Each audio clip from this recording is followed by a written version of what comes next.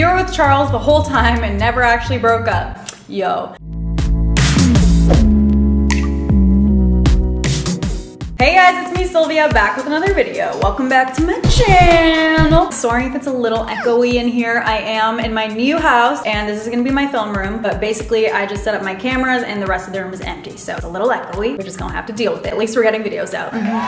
So today's video, I'm gonna be answering your guys' assumptions about me. I've seen this trend going around YouTube and I think it's a really fun way to kind of update you guys on my life and see what y'all think of me, you know? I wanna give you some clarity on the real Sylvia G. And you guys are curious about a lot. So we're gonna get into it. I said nothing's off limits. So there's gonna be a lot of juicy tea spilt in this video. Stay tuned, keep watching till the end. But before we get into that, let's talk about my makeup real quick. For my last video, I went to the best and worst makeup artists in my city and I showed them this reference picture, which they tried to recreate. Shout out Just Jane Makeup. It's a gorgeous makeup look. Half cut crease, smoky eye moment, intense lined lips. You guys were really curious to see how I would recreate it. I saw a ton of comments and requests for that. So here she is. Let's do a little side-by-side moment. What do you guys think? And I did use, of course, my eyeshadow palette to recreate this look and I filmed it for an IGTV tutorial. Make sure you're following my Instagram and turn on notifications if you do want to see how I recreated this look and the rest of the products that I used. But back to this video, make sure you're subscribed before we move on, okay? I need you to click that red button and join my S Club and hit the notification bell so you don't miss out on any new videos I upload and we can become best friends. But without further ado, let's get into talking about some of these assumptions y'all have. You used to be insecure about yourself. This assumption is correct. I feel like as long as I can remember, I've really struggled with just insecurities and self-confidence. And still to this day, it's something that I have to work on consistently with myself and remind myself that I am that bitch. But obviously, like some things I'm sensitive about and it is what it is. I just try and practice like positive thinking, compliments, and think of something that I do like about myself instead of focusing on the negative. I feel like everyone really is their own harshest critic, like as cliche as that sounds, but if you don't love yourself, then nobody will. So it's your job to really hype yourself up and be your biggest hype woman, and I have to remind myself that. Honestly, you would think like after gaining followers and like, you know, being big on social media that my insecurities would diminish, but it's honestly gotten worse just because you see the negative comments and you worry extra about what you might look like on camera to thousands and thousands of people, especially when people are saying this and that, and it just gets to your head even if you try not to let it get to your head. So I think like this past year after it got really bad for me and I was getting so anxious and like literally was overthinking everything I would post online, and just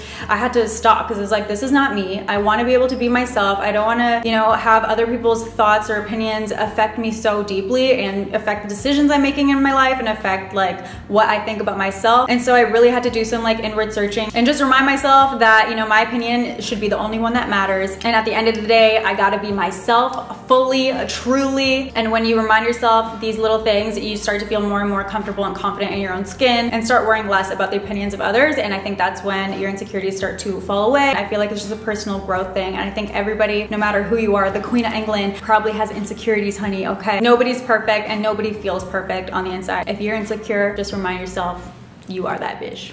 Moving on. You're good with your shmoney.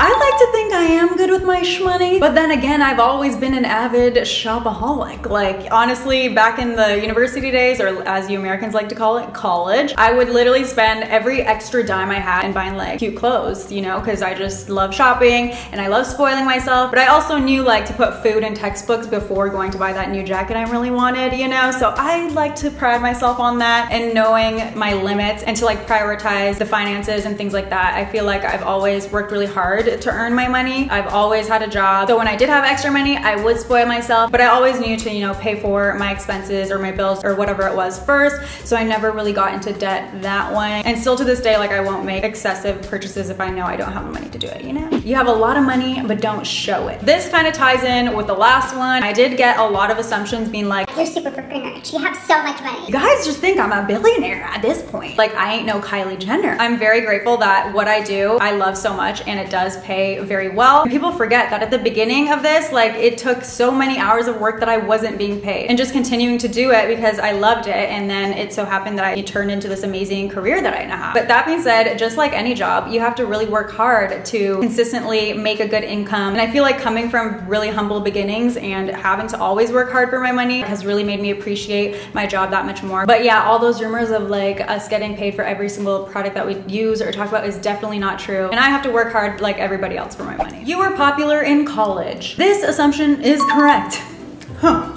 I feel like in high school, I really kept to myself a lot and I wasn't super crazy popular, but in university, your girl thrived. First year, I was in residence, so you know, I had all my floor mates and just tried to put myself out there and be outgoing and make a lot of friends. So I had a really good friend group in first year, but then second year is when I joined a sorority and just met so many people just through Greek life and had a really crazy social life. So university was definitely a better experience for me than high school, and I just had so many friends and had a really great time. So goodbye loser high school Sylvia. University Sylvia was popping. You are drained mentally from YouTube. So sad. Do people think this? Maybe it's because I haven't been so consistent with my uploading, but like I said, life has been hectic, and you guys know like this past year was a lot for me. Like I just had to do a lot of self-growth and figure out what was important to me. A big part of that was why I wanted to start lessening my workload a little bit. So I feel like that's why I would go sometimes being like a little inactive and then coming back at it. You know, it was just kind of a struggle of me trying to find the balance. So then mentally I was okay and still happy with doing YouTube and doing social media and not burning out. As I'm sure a lot of you guys have seen it happen, so many YouTubers and influencers just get burnt out by just going,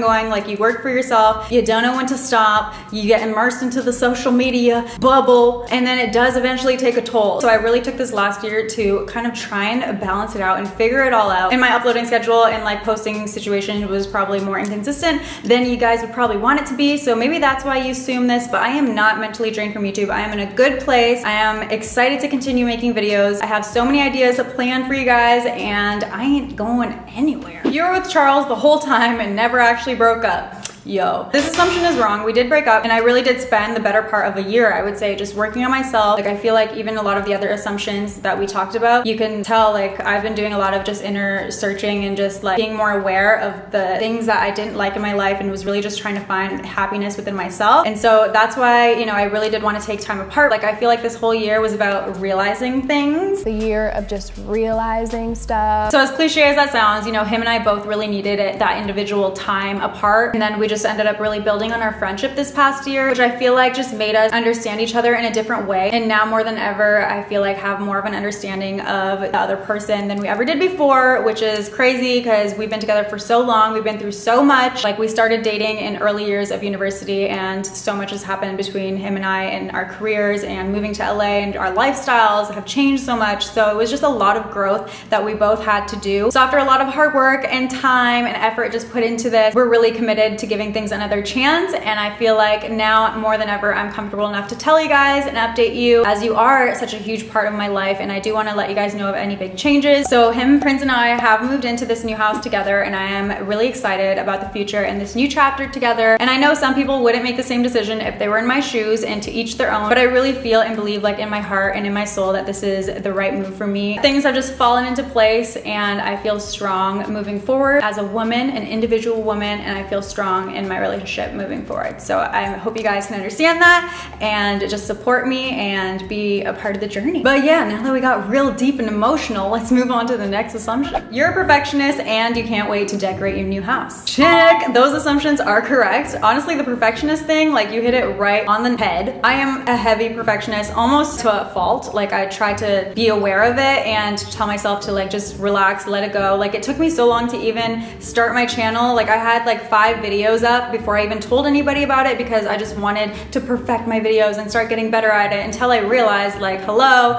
everyone starts with shitty videos and not knowing how to edit or do all that. So like you're gonna get better. So just like I had to kind of force myself to just do it and put it out there and continue on to the next project. So I just try to be more aware of like when it's debilitating and I'm like, okay, this is probably good enough. Like you're just being hard on yourself. And then sometimes, you know, it's good to be a perfectionist. That means I'm always trying my hardest to do my best work, and that's a good thing, but not when you're literally driving yourself insane. So it's just a balance thing, and sometimes I'm better at it than other days, you know. In my new house, yes, I can't wait to decorate it. I love decorating. I'm gonna be at Home Goods so much. Wayfair, like, sponsor me at this point. I've already ordered so many things. But definitely let me know if you guys want me to vlog some of the house decorating situation. But that too, I've been thinking about giving you guys a house tour, but I was just like in my own head about it. Like the house isn't perfect yet. Stuff isn't where it should be. Like I have a vision for how it's gonna be and it's not like ready yet. We still don't have all the furniture this, that, and then I'm like, wait a second, maybe that's the perfectionist in me and I can give you multiple house tours. So maybe I should just say F it and just show you guys the house right now as is, and then, you know, continue to update you as I decorate it. But let me know what you think, because if you don't, I'll probably just end up waiting until I fully decorate it, because I am a perfectionist, as she already assumed. Moving on. You don't get along with your dad. It's not that I don't get along with my dad, it's that we don't really see eye to eye on a lot of things. And I obviously don't really want to get into it like too much, but also a lot of you probably have difficult situations like with your parents. So why not spill the tea? If it makes someone feel better that they're in a similar situation with their dad, then I'm okay talking about it. He's not really involved in my life like that, you know, like doesn't really know my day-to-day activities or even like most of the stuff with my work or my friends, things like that. We just keep a very simple relationship. And it's kind of always been like that. My mom and dad separated when I was really young, and then I would just see him like once a month or on weekends sometimes, and then we kind of just drifted as I moved away and went to school. But we still check in with each other time and time again, and you know, life's short, so I am gonna try and build a better relationship with my father. I love my dad deeply. He's just very traditional, and I feel like we have different lifestyles, so it's difficult to relate sometimes. Y'all are really getting into this about my daddy issues and shit? Next! You're as cheerful and bubbly in real life as you are on camera. Even on tough days, you try to cheer up. Aww. This is a really cute assumption to have about me. I am very goofy and bubbly and outgoing in social situations when I want to be, but I'm also very sensitive and very moody. I just blame it on being a Libra and a woman and on my period sometimes. I'm also kind of like a battery, and when like I'm fully charged with social interaction, I just want to hide away in my house for like a few days and hibernate. And when I do notice I'm getting into a bad mood, like I'll try and get myself out of it. Whereas before, like I would let myself sulk, stay in bed, really just feed off those negative feelings and let myself be super sad over whatever it might have been. Maybe my nails got messed up that day. I don't know. But I'm trying very hard to be more self-aware of that, because life's short and I don't want to be miserable about little things. So that's just me being honest. Like I am moody and little things do upset me sometimes. I've always been sensitive. My sister used to make me cry all the time. She would just call me a crybaby. But I feel like that just makes me human. You know, my personality overall, I am cheery and bubbly and social and perfect. So next, you have never come to Albania. This assumption is incorrect. I've been only about 3 times, I think, and it was all when I was really young, so I don't remember much about it. But I'm really fortunate that a lot of my family from back home has moved to Canada, so I do get to see them a lot of the time. But I'm definitely down to go back and take a trip, you know, and see what it's like now. Like I barely remember. I just remember there's so many mountains and it was so beautiful. But I have gone. I just don't really remember it. I was really little.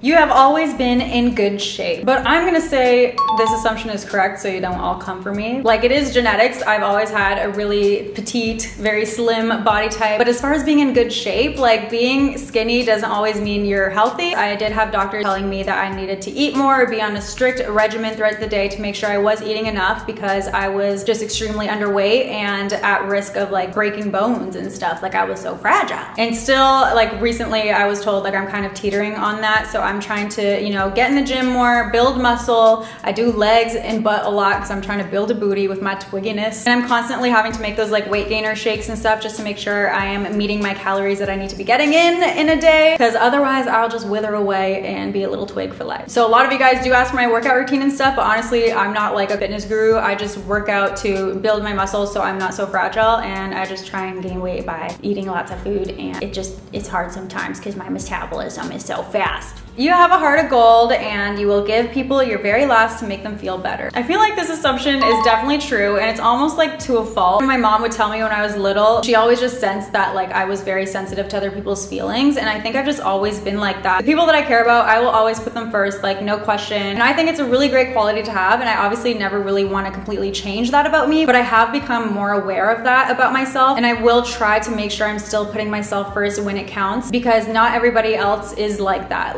And a lot of people do take advantage of you, and I found that out really quickly when I came out to LA. And so it's kind of sad, but people might not care about you the same way, and they will not always do for you what you do for them. So it is important to make sure you're taking care of yourself first and not letting people walk all over you, but be kind and look out for one another. Why can't people be nice people? You know?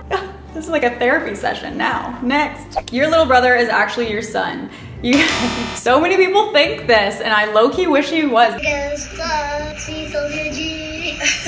He's so perfect and I love him so much. I was literally there since the birth, which was very traumatizing. You know, I was like 17, but he is not my son. I can tell you, I saw him literally come out of my mom. Sorry, mom, very graphic images. But I hope when I do have a little boy that he's just like Adam because he's so smart and so cute. It even has the name of the brand on it, Tom Ford. That makes it expensive. Expensive. Okay. Definitely. Literally the bond that I have with my brother is like so fulfilling and like nothing else in this world. Like I love him to pieces. But he's not my son. He's just my little brother. We have the same mom, but different dads. Last question, you are a heavy drinker and smoker. Incorrect. I'm not a heavy drinker and smoker. I mean, I'm 25 and so I've lived life. Like I do drink socially and I do smoke the marijuana, the weed, the Mary Jane. Sometimes, you know, it is legal in Canada and it is legal in California, so do not come for me, okay? I'm a grown adult and I make responsible decisions and I do it responsibly. But I've been open in the past about my anxiety and things like that. And so like smoking CBD calms me down. But to say that I'm a heavy drinker and smoker is just exaggerating, like to the max. I'll turn up with the rest of them, but I ain't needing to go to rehab, you know? Like where's the fine balance? I'm in the middle somewhere. Cool. All right, you guys, I feel like I've literally been talking for 10 hours, but those are all the assumptions I'm gonna go through. Thank you to everybody who submitted them. There was a lot. I tried to choose the ones that were asked about the most often. I hope you guys enjoy these type of videos too, where I am, you know, just more personal and open and honest and just candid about life. Also, I have no problem with being personal with you guys and stuff because you are just so understanding and let me just tell you things when I'm comfortable or whatever. It's usually only when I do these type of videos, and I welcome those kind of like questions that you guys ask them, which I think is really respectful. And honestly, just the S Club is the best club like on YouTube. Sorry to say, but it definitely is. Love you guys. New merch coming soon. Thank you so much for watching. That is the end of the video. If you enjoyed it, click the subscribe button right here. Don't forget to click that because I know you like my video. Click it now, subscribe. Check out my palette right here to purchase it because you need that in your life. And these other videos of mine are pretty bomb too. Click them and watch them. I'll see you in my next one. Thank you so much for watching. Bye guys. Bye.